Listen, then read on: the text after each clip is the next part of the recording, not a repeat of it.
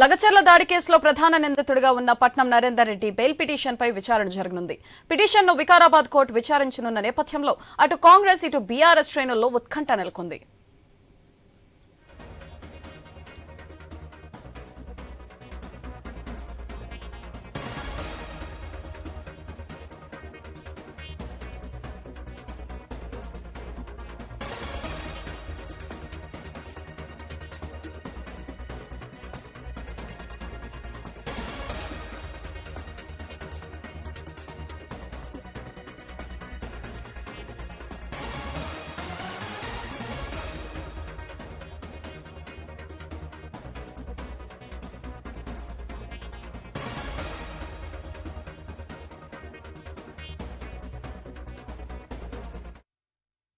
లగచర్ల దాడి కేసులో ప్రధాన నిందితుడిగా ఉన్న పట్నం నరేందర్ రెడ్డి బెయిల్ పిటిషన్పై విచారణ జరగనుంది.